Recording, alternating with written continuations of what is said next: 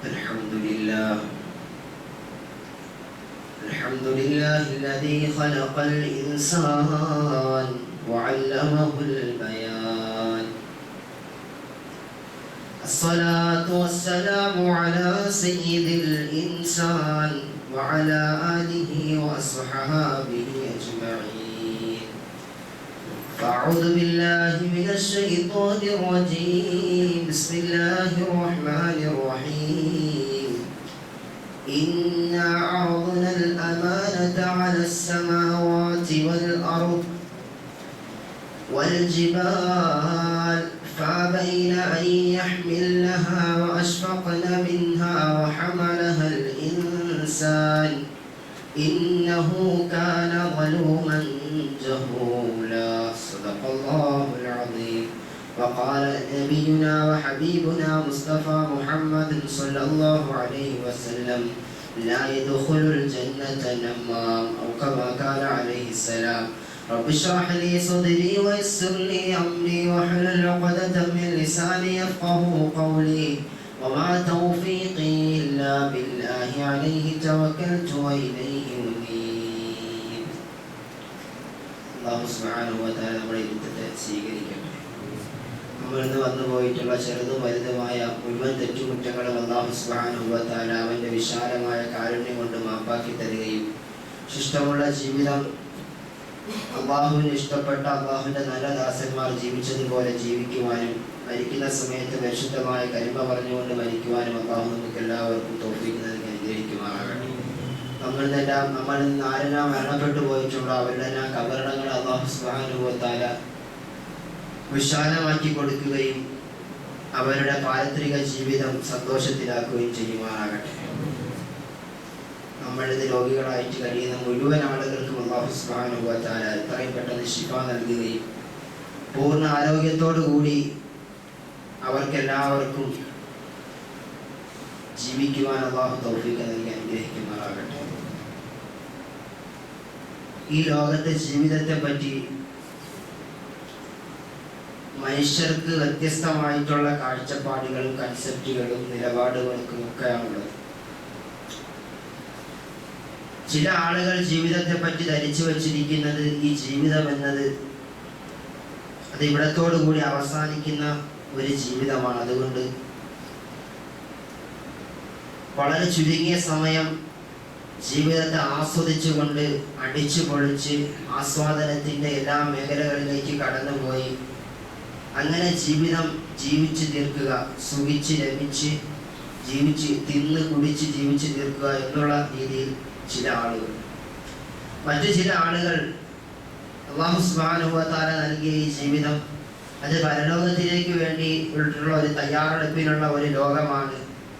ആ ജീവിതം അല്ലാഹുവിന് വേണ്ടിയിട്ടുള്ള നന്മയിലായിട്ട് ചിലവഴിക്കണം എന്നുള്ള ആഗ്രഹത്തിൽ കൂടുതലായിട്ട് നന്മ ചെയ്യുകയും അതിനുവേണ്ടി ജീവിക്കുകയും ചെയ്യുന്ന ചില ആളുകൾ. ഇങ്ങനെ വ്യത്യസ്തമായിട്ടുള്ള കാഴ്ചപ്പാടുകളും ചിന്തകളുമായിട്ട് ലോകത്ത് ജീവിക്കുന്ന മനുഷ്യരെ നമുക്ക് കാണാൻ സാധിക്കും. ഈ ഭൂമിയെയും അതിലുള്ള സർവ്വ വസ്തുക്കളെയും മനുഷ്യരാകുന്ന നമുക്ക് ഓരോരുത്തർക്ക് വേണ്ടി സംവിധാനിച്ചിരിക്കുന്ന പടച്ച റബ്ബ് ഈ ഇഹലോകത്തെ ജീവിതത്തെ പറ്റി പറയുന്നുണ്ട്. അല്ലദീ ഖലഖൽ മൗത ലിയബ്ലുവകും അയ്യുകും അഹ്സനു അമല.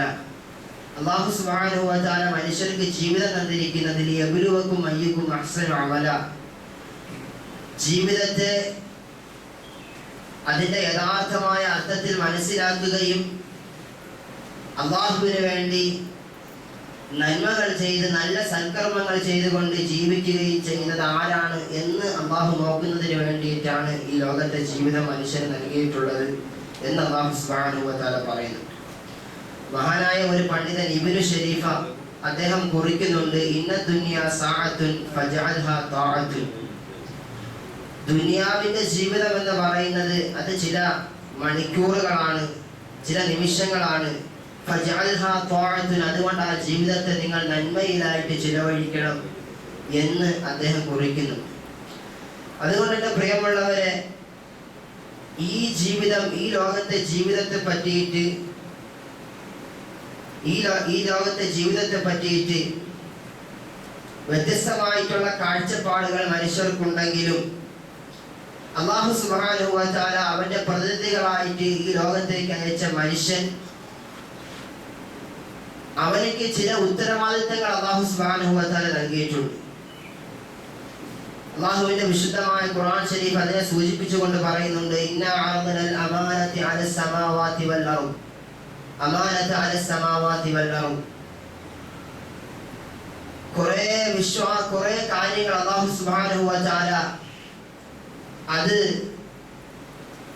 ആദ്യം അല്ലാഹു ആകാശങ്ങൾക്ക് സമർപ്പിച്ചു, പിന്നീട് ഈ കാണുന്ന ഭൂമിയിലോട്ട് സമർപ്പിച്ചു, പിന്നീട് ഉറച്ചു നിൽക്കുന്ന പർവ്വതങ്ങൾക്ക് മുമ്പിൽ അല്ലാഹു അതിനെയൊക്കെ സമർപ്പിച്ചു. പക്ഷേ അവരെല്ലാവരും അതിനെ നിരസിച്ചപ്പോ ആ കാര്യങ്ങളെ ഏറ്റെടുക്കുന്നതിൽ നിന്നും അവരെല്ലാം വിസമ്മതിച്ചപ്പോ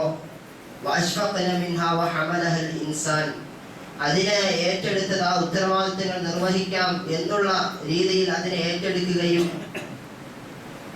അതിനെ ആ കാര്യങ്ങളുമായിട്ട് മുന്നോട്ട് പോവുകയും ചെയ്തത് മനുഷ്യനാണെന്ന് അല്ലാഹു സുബ്ഹാനഹു വ തആല ഓർമ്മപ്പെടുത്തുന്നുണ്ട്. അതുകൊണ്ട് മനുഷ്യന് ഈ ഭൂമിയിൽ കുറെ ഉത്തരവാദിത്തങ്ങളുണ്ട്, കുറെ കാര്യങ്ങൾ നിർവഹിക്കാനുണ്ട്. മനുഷ്യൻ എടുക്കുന്ന ഓരോ തീരുമാനങ്ങളും അവൻ വഹിക്കുന്ന ഓരോ വാക്കുകളും ഓരോ ചുമതലകളും അമാനത്താണ്.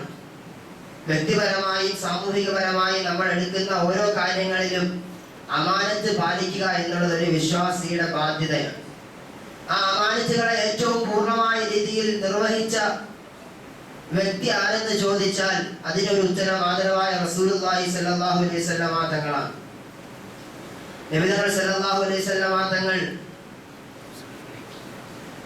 നബിതങ്ങളെ മക്കയിൽ നിന്നും പുറത്താക്കപ്പെടുന്ന സന്ദർഭത്തിൽ നബിതങ്ങൾ ഹിജ്റയ്ക്ക് വേണ്ടി പോകാൻ വേണ്ടി ഒരുങ്ങുന്ന സമയത്ത് നബിതങ്ങളോട് മക്കയിലെ കുറെ ആളുകൾ കുറെ കാര്യങ്ങൾ ഏൽപ്പിച്ചിട്ടുണ്ടായിരുന്നു. ആ കാര്യങ്ങൾ മുഴുവൻ നബിതങ്ങൾ സല്ലല്ലാഹു അലൈഹി വസല്ലം തങ്ങൾ ബഹുമാനപ്പെട്ട അലി റളിയല്ലാഹു തആല അൻഹുവിനോട് പറഞ്ഞു കൊടുത്തു, അലിയെ, ഞാൻ രാത്രിയിൽ ഇവിടെ നിന്ന് പോയാലും നീ ഇവിടെ തന്നെ കഴിയണം. ഞാൻ ഏൽപ്പിക്കുന്ന ഈ കാര്യങ്ങൾ അത് മക്കയിലുള്ള ഓരോരുത്തരെയും കണ്ട് അവരെ ഏൽപ്പിച്ചതിന് ശേഷം മാത്രം നീ എന്നെ പിന്തുടരണമെന്ന് ബഹുമാനപ്പെട്ട റസൂലുള്ളാഹി സ്വല്ലല്ലാഹു അലൈഹി വസല്ലം തങ്ങൾ അലി റളിയല്ലാഹു തആല നിർദ്ദേശം കൊടുക്കുന്നു. അപ്പോൾ ആ കാര്യങ്ങൾ ഏറ്റവും കൂടുതൽ അമാനത്തുകളെ സൂക്ഷിക്കുന്നതിന് വേണ്ടിയിട്ട് സൂക്ഷ്മത പുലർത്തുകയും ആ കാര്യങ്ങൾ നിർവഹിക്കുകയും ചെയ്ത ആദരവായ റസൂലുള്ളാഹി സ്വല്ലല്ലാഹു അലൈഹി വസല്ലം തങ്ങളാണെന്ന് ചരിത്രം നമ്മളെ പഠിപ്പിക്കുന്നു. ബഹുമാനപ്പെട്ട അബൂ ഹുറൈറ റളിയല്ലാഹു തആല അൻഹുവിനെ പറ്റി അല്ലാഹുവിന്റെ റസൂൽ സ്വല്ലല്ലാഹു അലൈഹി വസല്ലം തങ്ങൾ പറയുന്നുണ്ട്, ഇന്ന ലികുല്ലി ഉമ്മത്തിൻ അമീനുൻ, ഓരോ സമൂഹങ്ങൾക്കും ഒരു വിശ്വസ്തനായിട്ടുള്ള ഒരു വ്യക്തി ഉണ്ടാകും. വഅമീനു ഹാദിഹിൽ ഉമ്മത്തി അബൂ ഉബൈദത്തുൽ ജറാഹ്, എൻ്റെ ഈ സമൂഹത്തിന്റെ ഏറ്റവും വലിയ വിശ്വസ്തനായിട്ടുള്ള വ്യക്തി എന്ന് പറയുന്നത് അബൂ ഉബൈദ റളിയല്ലാഹു തആല അൻഹു ആണെന്ന് ആദരവായ റസൂലുള്ളാഹി സ്വല്ലല്ലാഹു അലൈഹി വസല്ലം തങ്ങൾ പറയുന്നു. ജീവിതത്തിൽ അദ്ദേഹം മുറുകെ പിടിച്ചിട്ടുള്ള സത്യസന്ധതയും വിശ്വസ്തതയും ഗനീമത്ത് സ്വത്തുകൾ വീതിക്കുന്നതിൽ കാണിച്ച നീതി നിഷ്ഠമായിട്ടുള്ള കാര്യങ്ങളുമാണ് ആദരവായ റസൂലുള്ളാഹി സ്വല്ലല്ലാഹു അലൈഹി വസല്ലം തങ്ങളെ കൊണ്ട് അബൂ ഉബൈദ റളിയല്ലാഹു തആല അൻഹു ഈ ഉമ്മത്തിന്റെ അമീനാണെന്ന് പറയിപ്പിച്ചതെന്ന് ഹദീസുകൾ എടുത്ത് പരിശോധിച്ച് നോക്കുമ്പോൾ നമുക്ക് മനസ്സിലാവും. അതുകൊണ്ട് തന്നെ വിശ്വാസികളായ നമ്മളെ സംബന്ധിച്ചിടത്തോളം നമ്മുടെ ഭരണാധികാരികളെ തിരഞ്ഞെടുക്കുമ്പോഴും പൊതുവായിട്ടുള്ള കാര്യങ്ങളിൽ അതിന് വേണ്ടപ്പെട്ട ആളുകളെ തിരഞ്ഞെടുക്കുമ്പോഴും ഒക്കെ ഈ കാര്യങ്ങൾ സൂക്ഷ്മത പുലർത്തുന്ന, ഈ കാര്യങ്ങളിൽ സൂക്ഷ്മതയും കൃത്യനിഷ്ഠതയും പുലർത്തുന്ന ആളുകളെ നമ്മൾ പരിശോധിക്കുകയും ചിന്തിക്കുകയും ചെയ്യേണ്ടതുണ്ട്. അല്ലാഹുവിന്റെ വിശുദ്ധമായ ഖുർആൻ ശരീഫ് ഓർമ്മപ്പെടുത്തുന്നുണ്ട്, ഇന്നല്ലാഹ യഅ്മുറുകും അൻ തുഅദ്ദുൽ അമാനാതി ഇലാ അഹ്ലിഹാ. അല്ലാഹു സുബ്ഹാനഹു വ തആല വിശ്വസ്തപരമായിട്ടുള്ള ഉത്തരവാദിത്തങ്ങളെ അതിന്റെ ആളുകളിലേക്ക് ഏൽപ്പിക്കുന്നതിനെ നിങ്ങളിലേക്ക് ആവശ്യപ്പെടുന്നുവെന്ന് പരിശുദ്ധമായ ഖുർആൻ ശരീഫ് നമ്മളെ ഓർമ്മപ്പെടുത്തുന്നുണ്ട്. ഇന്ന് നമ്മുടെ നാടും നമ്മുടെ ഓരോ പ്രദേശങ്ങളും ഒരു സന്ദേശ സ്വയംഭരണ സ്ഥാപനങ്ങളിലേക്കുള്ള തെരഞ്ഞെടുപ്പിന് വേണ്ടിയിട്ട് ഉള്ള തയ്യാറെടുപ്പിലാണ്. എവിടെ നോക്കിയാലും ഫ്ലക്സുകളും ബാനറുകളും സ്ഥാനാർത്ഥികളുടെ ഫോട്ടോകളും അതൊക്കെ കൊണ്ട് നിറഞ്ഞിരിക്കുന്ന, എല്ലാവരും അതിനെക്കുറിച്ച് സംസാരിച്ചു കൊണ്ടിരിക്കുന്ന ബഹളപരമായിട്ടുള്ള ഒരു അന്തരീക്ഷത്തിലൂടെയാണ് നമ്മൾ ഇന്ന് കടന്നുപോയിക്കൊണ്ടിരിക്കുന്നത്. ഈ ഒരു സമയത്ത് ഒരു വിശ്വാസിയെ സംബന്ധിച്ചിടത്തോളം പരിശുദ്ധമായ ഇസ്ലാം എന്താണോ മുന്നോട്ട് വെക്കുന്നത് എന്നുള്ള കാര്യം നമ്മളത് ചിന്തിക്കേണ്ടതുണ്ട്.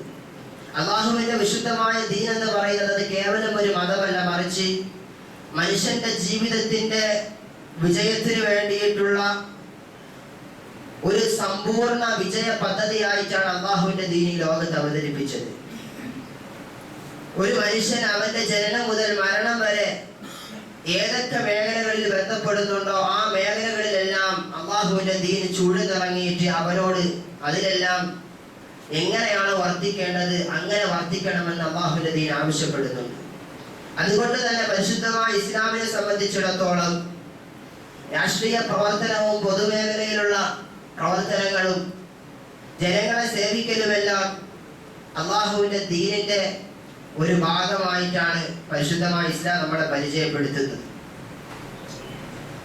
അതുകൊണ്ട് ഒരു മുസ്ലിമായിട്ടുള്ള വ്യക്തി അവൻ തെരഞ്ഞെടുപ്പുകളുമായി അതുപോലെയുള്ള കാര്യങ്ങളുമായി ബന്ധപ്പെടുമ്പോൾ അതിൽ പരിശുദ്ധമായ ഇസ്ലാമിനെ മുറുകെ പിടിക്കുക എന്നുള്ളത് ആദരവായ റസൂലുള്ളാഹി സ്വല്ലല്ലാഹു അലൈഹി വസല്ലമ തങ്ങളുടെ അധ്യാപനങ്ങളാണ്. അള്ളാഹുവിന്റെ വിശുദ്ധമായ ഖുർആൻ ഷരീഫിന്റെ കൽപ്പനയാണ്. അപ്പോ നമ്മൾ തെരഞ്ഞെടുപ്പുകളിൽ ബന്ധപ്പെടുന്ന ആളുകൾ അതുമായിട്ട് ബന്ധപ്പെടുന്ന മുഴുവൻ കാര്യങ്ങളിൽ ധാർമ്മികതയെ മുറുകെ പിടിക്കാനും സത്യസന്ധതയും നീതിയുക്തമായിട്ടുള്ള കാര്യങ്ങൾ മുറുകെ പിടിക്കുന്നതിനും ശ്രമിക്കുകയും അതിനു വേണ്ടിയിട്ടുള്ള കാര്യങ്ങളുമായി മുമ്പോട്ട് പോകണം. ചില ആളുകൾ ധരിച്ചു വെച്ചിരിക്കുന്നത് പോലെ രാഷ്ട്രീയം എന്നത് മതത്തിന് അതീതമാണ്. അതുകൊണ്ട് തന്റെ എതിരാളി എങ്ങനെയും തോൽപ്പിക്കുന്നതിന് വേണ്ടിയിട്ടുള്ള എന്ത് പണിയും എടുത്തുകൊണ്ട് അവനെതിരെ ആരോപണങ്ങളും ദുരാരോപണങ്ങളും അവനെ തോൽപ്പിക്കുന്നതിന് വേണ്ടിയിട്ടുള്ള എല്ലാ കാര്യങ്ങളും ചെയ്യാം. അതുപോലെ പരിഹാസങ്ങളും കുത്തുവാക്കുകളും എന്തൊക്കെ പറയാൻ പറ്റുമോ ആ രീതിയിലൊക്കെ താറടിച്ചുകൊണ്ട് ചെയ്യാം എന്ന് ധരിച്ചു വെച്ചിരിക്കുന്ന ആളുകൾ ആ ധാരണ തിരുത്തേണ്ടതാണ്. അല്ലാഹു നമുക്ക് എല്ലാവർക്കും ഒരു വിശ്വാസിക്ക് വേണ്ട ചിന്ത എന്ന് പറയുന്നത് നാളെ അവൻ കടന്നു ചെല്ലാനുള്ള ഒരു പരലോകമുണ്ട്. ആ പരലോകത്തിൽ അല്ലാഹു സുബ്ഹാനഹു വ തആല അവനെ വിചാരണയ്ക്ക് വേണ്ടിയിട്ട് തയ്യാറാക്കും. ആ വിചാരണ സമയത്ത് മറുപടി പറയേണ്ടവനാണ് എന്നുള്ള ബോധ്യം അതുമായി ബന്ധപ്പെടുന്ന നമ്മൾ ഓരോരുത്തരും നിർവഹിക്കേണ്ടതും മനസ്സിൽ കുറിച്ചിടേണ്ടതും അത്യാവശ്യമാണ്. പരദൂഷണവും ഏഷണിയും പറഞ്ഞുകൊണ്ട് മറ്റുള്ളവരെ കളിയാക്കുന്നതിന് വേണ്ടിയിട്ട് നമ്മൾ മുതിരരുത്. അല്ലാഹുവിന്റെ വിശുദ്ധമായ ഖുർആൻ ശരീഫ് ഓർമ്മപ്പെടുത്തുന്നുണ്ട്, വലാ യഗ്തബ് ബഅദുകും ബഅദ അയുഹിബ്ബു അഹദുകും അയഅകുല ലഹ്മ അഖീഹി മൈതൻ ഫകരിഹ്തുമൂ. നിങ്ങൾ മറ്റുള്ളവരെ കുറ്റം പറഞ്ഞുകൊണ്ട് പരദൂഷണം പറഞ്ഞുകൊണ്ട് അവനെ ഇല്ലാതാക്കുന്ന പ്രവൃത്തിയിൽ നിങ്ങൾ ഏർപ്പെടരുത്. അയുഹിബ്ബു അഹദുകും അയഅകുല ലഹ്മ അഖീഹി മൈതൻ. ഒരു ശവത്തിന്റെ മാംസം തിന്നാൻ നിങ്ങൾ ആരെങ്കിലും ഇഷ്ടപ്പെടുന്നുണ്ടോ എന്ന് അല്ലാഹുവിന്റെ വിശുദ്ധമായ ഖുർആൻ ശരീഫ് മനുഷ്യരോട് ചോദിക്കുന്നു. ആരും ഇഷ്ടപ്പെടാത്ത കാര്യമാണ് ഒരു ശവത്തിൽ നിന്നും അതിന്റെ മാംസം എടുത്ത് പച്ച മാംസം എടുത്ത് ഭക്ഷിക്കുക എന്നുള്ളത്. അപ്പൊ എത്രത്തോളം ഗൗരവകരമായിട്ടാണ് അല്ലാഹു സുബ്ഹാനഹു വ തആല പരദൂഷണത്തെ അത് ചെയ്യരുത്, അത് ചെയ്യാൻ പാടില്ല എന്ന് പറയുന്നതെന്ന് നമ്മൾ ഓരോരുത്തരും ചിന്തിക്കണം. അല്ലാഹുവിന്റെ റസൂൽ സല്ലല്ലാഹു അലൈഹി വസല്ലം തങ്ങൾ പറയുന്നുണ്ട്, ലാ യദ്ഖുലുൽ ജന്നത നമ്മാമുൻ. മറ്റുള്ളവരെ കുറിച്ച് ആരോപണം പറഞ്ഞ് നടക്കുന്നവൻ അവൻ സ്വർഗത്തിൽ പ്രവേശിക്കുകയില്ല എന്ന് ആദരവായ റസൂലുള്ളാഹി സ്വല്ലല്ലാഹു അലൈഹി വസല്ലം തങ്ങൾ. ഒരിക്കൽ നബി സല്ലല്ലാഹു അലൈഹി വസല്ലം തങ്ങൾ നടന്നു പോകുമ്പോൾ രണ്ട് ഖബറുകൾക്കിടയിലൂടെ നടന്നു പോവുകയാണ്. ആ സമയത്ത് നബി തങ്ങൾ സഹാബാക്കളോട് പറയും, ഇന്നഹുമാ ല യുഅദ്ദിബാൻ. ഇവ രണ്ടുപേരും ഖബറിൽ ശിക്ഷിക്കപ്പെട്ടുകൊണ്ടിരിക്കുകയാണ്. വമാ യുഅദ്ദിബാനി ഫീ കബീരിൻ.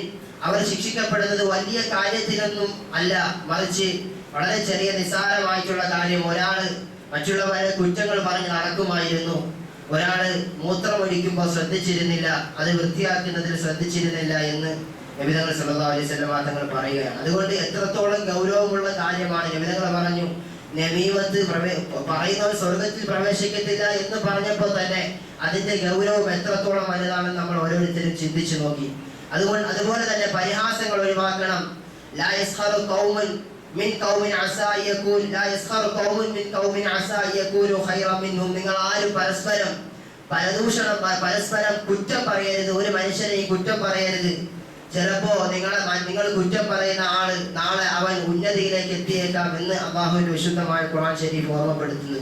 അതുകൊണ്ട് തന്നെ പ്രിയപ്പെട്ടവരെ, ഞാൻ പറഞ്ഞു വന്നതിന്റെ ഉദ്ദേശം എന്ന് പറയുന്നത്, നമ്മുടെ തുച്ഛമായിട്ടുള്ള രാഷ്ട്രീയ ലാഭത്തിന് വേണ്ടിയിട്ട് മറ്റുള്ളവരെ കുറ്റം പറഞ്ഞുകൊണ്ട് അവനെ താറടിച്ച് എതിരാളിയെ താറടിച്ച് കാണിക്കുന്ന രീതിയിൽ അവന്റെ ഒരു രാഷ്ട്രീയ പ്രവർത്തനം, നമ്മുടെ പരലോകത്തെ നഷ്ടപ്പെടുത്തിക്കൊണ്ട് രാഷ്ട്രീയ പ്രവർത്തനം നടത്തൽ അതൊരു വിശ്വാസിക്ക് യോജിച്ചതല്ല എന്നുള്ള കാര്യം നമ്മൾ ഓരോരുത്തരും അടിവരയിട്ട് മനസ്സിലാക്കിക്കൊള്ളി.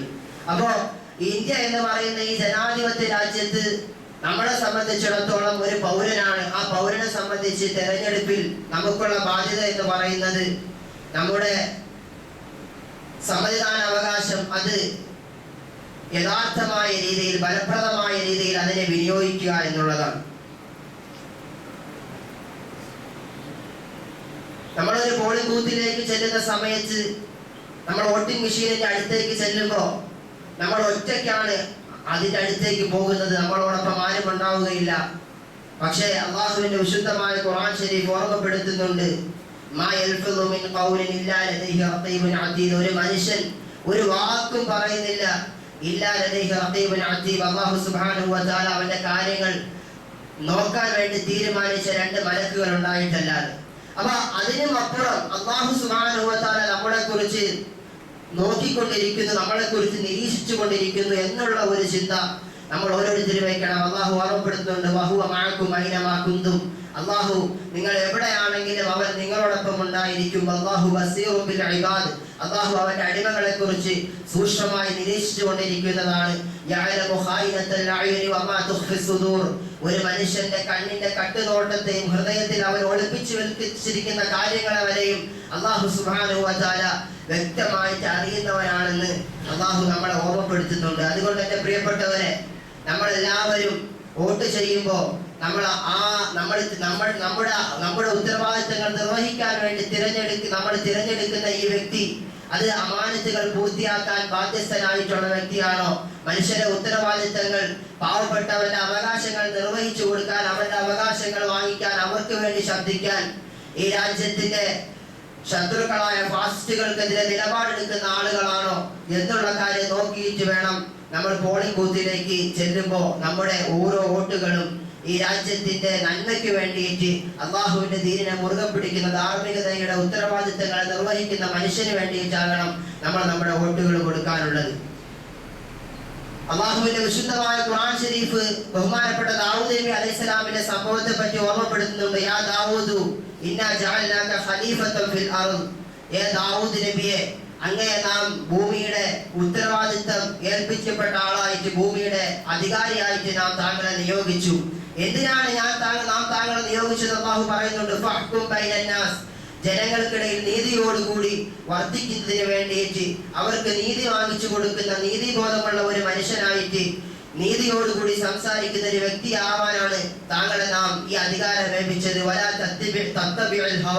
അതുകൊണ്ട് താങ്കൾ സ്വയേച്ഛകളെ പിൻപറ്റിക്കൊണ്ട് സ്വന്തക്കാർക്ക് വേണ്ടി സംസാരിക്കുന്ന, തന്റെ ആളുകൾക്ക് വേണ്ടി സംസാരിക്കുന്ന, തനിക്ക് വേണ്ടി പ്രവർത്തിക്കുന്ന ഒരാളാവരുത് എന്ന് അള്ളാഹുവിന്റെ വിശുദ്ധമായ ഖുർആൻ ശരീഫ് ഓർമ്മപ്പെടുത്തുന്നതായിട്ട് കാണാം. അതുപോലെ അള്ളാഹുവിന്റെ പല പ്രവാചകന്മാരും, ബഹുമാനപ്പെട്ട യൂസുഫ് നബി അലൈഹിസ്സലാമിനെ പോലെ, ബഹുമാനപ്പെട്ട സുലൈമാൻ നബി അലൈഹിസ്സലാമിനെ പോലെ ഒരുപാട് പ്രവാചകന്മാർ ഈ ലോകത്ത് പല പ്രദേശങ്ങളിൽ രാജാക്കന്മാരായിട്ട് ഭരിച്ചിട്ടുണ്ടെന്നുള്ള കാര്യം അല്ലാഹുവിന്റെ വിശുദ്ധമായ ഖുർആൻ ശരീഫ് നമ്മൾ ഓർമ്മപ്പെടുത്തുന്നുണ്ട്. ആദരവായ റസൂലുള്ളാഹി സ്വല്ലല്ലാഹു അലൈഹി വസല്ലം തങ്ങൾ ജസീറത്തുൽ അറബ് എന്ന് പറയുന്ന ഒരു വലിയ പ്രദേശത്തിന്റെ ഭരണാധികാരിയായിരുന്നു. അതിനുശേഷം വന്നിട്ടുള്ള 4 ഖലീഫമാരും അവരെല്ലാവരും നീതിക്ക് വേണ്ടി ശബ്ദിക്കുന്ന, മറ്റുള്ളവരുടെ അവകാശങ്ങൾ വകവെച്ചു കൊടുക്കുന്ന, മറ്റുള്ളവരുടെ പാവപ്പെട്ടവരുടെ അവകാശങ്ങൾ അവർക്ക് വേണ്ടി കൊടുക്കുന്ന നല്ല ഭരണാധികാരികളായിട്ട് ഭരണം കാഴ്ചവെച്ചതായി ചരിത്രം നമ്മളെ പഠിപ്പിക്കുന്നുണ്ട്. ബഹുമാനപ്പെട്ട ഉമർ ബിൻ ഖത്താബ് റളിയല്ലാഹു തആല പറയുന്നുണ്ട്, യൂഫ്രട്ടീസിന്റെ നദിക്കരയിൽ പട്ടിണി കിടന്നുകൊണ്ട് ഒരു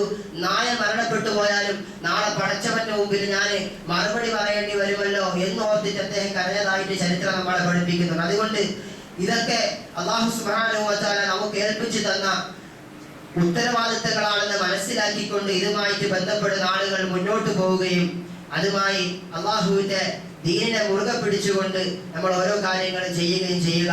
ഇതൊക്കെയാണ് ഒരു പൊതുപ്രവർത്തകൻ ചെയ്യേണ്ട കാര്യങ്ങൾ. വികസനം എന്ന് പറഞ്ഞാൽ കുറെ റോഡുകൾ ഉണ്ടാക്കലും, അതുപോലെ തെരുവ് വിളക്കുകൾ കത്തിക്കലും, അതുപോലെ അമ്പലച്ചുംബികളായ കുറെ കെട്ടിടങ്ങൾ ഉണ്ടാക്കലുമല്ല, മറിച്ച് പാവപ്പെട്ടവർക്ക് വേണ്ടി, പാവപ്പെട്ടവര് പട്ടിണി ഇല്ലാതെ ജീവിക്കാൻ പറ്റുന്ന ഒരു അവസ്ഥ ഉണ്ടാക്കി ജനങ്ങൾക്കിടയിലേക്ക് ഇറങ്ങിച്ചെന്നുകൊണ്ട് അവർക്ക് എന്താണോ സേവനങ്ങൾ ചെയ്യേണ്ടത് അതാണ് യഥാർത്ഥമായിട്ട് ചെയ്യേണ്ടുന്ന വികസനം. അതുകൊണ്ടാണ് ഗാന്ധിജി ഗ്രാമസ്വരാജ് എന്ന് പറയുന്ന ഒരു ആശയം അത് മുന്നോട്ട് വെക്കുമ്പോൾ തന്നെ ഓരോ മനുഷ്യർക്കും അതിൻ്റെതായിട്ടുള്ള അവകാശങ്ങൾ കിട്ടേണ്ടതുണ്ട് എന്നുള്ള രീതിയിലാണ് ആ ഗ്രാമസ്വരാജ് എന്ന് പറയുന്ന ഒരു പദ്ധതി തന്നെ കൊണ്ടുവന്നത്. ഗാന്ധിജി പറയുന്നുണ്ട്, മനുഷ്യന്റെ ആത്മാവ് കുടികൊള്ളുന്നത് അത് ഗ്രാമങ്ങളിലാണെന്ന് അദ്ദേഹം പറയുന്നുണ്ട്. അപ്പൊ അതുകൊണ്ട് വികസനം എന്ന് പറയുന്നത് കേവലം ചില പ്രവൃത്തികളിലൂടെ കാണിക്കേണ്ടതല്ല, മറിച്ച് ജനങ്ങളുടെ ഇടയിലേക്ക് ഇറങ്ങി ചെന്നുകൊണ്ട് അവരുടെ ആവശ്യങ്ങൾ എന്താണോ അത് നിർവഹിച്ചു കൊടുക്കേണ്ടതാണ്. അങ്ങനെ ഒരു ഇസ്ലാമിക പരിശുദ്ധമായ ഇസ്ലാം പരിചയപ്പെടുത്തുന്ന ഒരു സുന്ദരമായ ഒരു കാഴ്ചപ്പാടുണ്ട്. അതിനാണ് അള്ളാഹുവിന്റെ വിശുദ്ധമായ ഖുർആൻ ഷരീഫ് ബൽദത്തുൻ ത്വയ്യിബത്തുൻ, ക്ഷേമ സുന്ദരമായ ഒരു രാഷ്ട്രത്തെ പറ്റി അള്ളാഹുവിന്റെ വിശുദ്ധമായ ഖുർആൻ ഷരീഫ് പരിചയപ്പെടുത്തുന്നുണ്ട്. അള്ളാഹുവിന്റെ വിശുദ്ധമായ ഖുർആൻ ഷരീഫിൽ ഓർമ്മപ്പെടുത്തുന്നു, ഫല്യഅബ്ദു റബ്ബ ഹാദൽ ബൈത്തില്ലദീ അത്അമഹു മിൻ ജൂഇൻ വആമനഹു മിൻ ഖൗഫ്. അള്ളാഹുവിനെ പരിചയപ്പെടുത്താൻ അള്ളാഹു സുബ്ഹാനഹു വ തആല ആ വിശുദ്ധമായ കഅബ ഷരീഫിലേക്ക് നോക്കിക്കൊണ്ട് അള്ളാഹുവിനെ മനസ്സിലാക്കുന്നതിന് വേണ്ടി പറഞ്ഞിട്ട് അള്ളാഹു പറയുന്നു, എങ്ങനെയുള്ള അള്ളാഹുവാണ് ഈ ലോകത്തെ സൃഷ്ടിച്ച അള്ളാഹു പറയുന്നു, അല്ലദീ അത്അമഹു മിൻ ജൂഇൻ വആമനഹു മിൻ ഖൗഫ്. പട്ടിണി കിടക്കാത്ത മനുഷ്യർക്ക് നിർഭയത്വമായി സഞ്ചരിക്കാൻ പറ്റുന്ന, നിർഭയത്വത്തോടു കൂടി ജീവിക്കാൻ പറ്റുന്ന ബൽദത്തുൽ ത്വയ്യിബത്തുൽ, ഒരു ക്ഷേമ രാഷ്ട്രം, അതാണ് പരിശുദ്ധമായ ഇസ്ലാം മുന്നോട്ട് വയ്ക്കുന്ന ആശയം എന്ന് പറയുന്നത്. ഒരു നാടിനെ പറ്റി അള്ളാഹുവിന്റെ പരിശുദ്ധമായ ദീൻ മുന്നോട്ട് വയ്ക്കുന്ന ആശയം. ബഹുമാനപ്പെട്ട ഇബ്രാഹിം നബി അലൈഹിസ്സലാം അദ്ദേഹം വിശുദ്ധമായ കഅബാലയം പണിഞ്ഞതിന് ശേഷം ചെയ്യുന്ന ദുആയെ അല്ലാഹു സുബ്ഹാനഹു വ തആല പരിചയപ്പെടുത്തുന്നു, റബ്ബി ജഅൽ ഹാദൽ ബലദ ആമിനൻ വർസുഖ് അഹ്ലഹു മിനസ് സമറാത്ത്. അല്ലാഹുവേ, ഈ നാടിനെ നിർഭയത്വമുള്ള നാടാക്കി നീ മാറ്റണമേ. അതുപോലെ തന്നെ ഇവിടെയുള്ള ആളുകൾക്ക് സുഭിക്ഷമായിട്ട് ഭക്ഷിക്കാനുള്ള വസ്തുവകകൾ നീ ഉണ്ടാക്കി കൊടുക്കുകയും ചെയ്യണമേ എന്ന് അല്ലാഹു ബഹുമാനപ്പെട്ട ഇബ്രാഹിം നബി അലൈഹിസ്സലാമിന്റെ ദുആ അല്ലാഹു സുബ്ഹാനഹു വ തആല എടുത്തു പറയുന്നുണ്ട്. അതുകൊണ്ട് അല്ലാഹുവിന്റെ വിശുദ്ധമായ ദീൻ മുന്നോട്ട് വയ്ക്കുന്ന ഒരു രാഷ്ട്രം എന്ന് പറയുന്നത് മനുഷ്യർക്ക് സുഖകരമായിട്ട് ജീവിക്കാൻ പറ്റുന്ന, മനുഷ്യർക്ക് പേടിയില്ലാതെ നിർഭയത്വത്തോടു കൂടി പട്ടിണി കിടക്കാതെ ആരെയും പേടിക്കാതെ ജീവിക്കാൻ പറ്റുന്ന ഒരു സുന്ദരമായ രാഷ്ട്രം, അത് കളിയാടണമെന്നാണ് അല്ലാഹുവിന്റെ റസൂൽ സല്ലല്ലാഹു അലൈഹി വസല്ലം തങ്ങൾ അതിലേക്ക് സ്വപ്നം കണ്ടുകൊണ്ട് നബി തങ്ങൾ ബഹുമാനപ്പെട്ട അദീ ഇബ്നു ഹാത്തിബ് റളിയല്ലാഹു തആല അൻഹുവിനെ വിളിച്ചുകൊണ്ട് പറയുന്നു, ഏ ഹദിയെ, ഒരു സ്ത്രീ സർവാഡംബര വിഭൂഷിയായിക്കൊണ്ട് ഒരു പൂർണ്ണമായിട്ട് സ്വർണങ്ങളൊക്കെ ധരിച്ചുകൊണ്ട് ഹിറയിൽ നിന്നും പരിശുദ്ധമായ കഅബയിലേക്ക് വന്നുകൊണ്ട് ഉംറ ചെയ്ത് അവർ തിരിച്ച് ഇറാഖിന്റെ ഹിറയിലേക്ക് പോകുന്നതായിട്ട് നിനക്ക് കാണാൻ പറ്റും. അതിയെ ലാ യഖാഫു ഇല്ലല്ലാഹ്,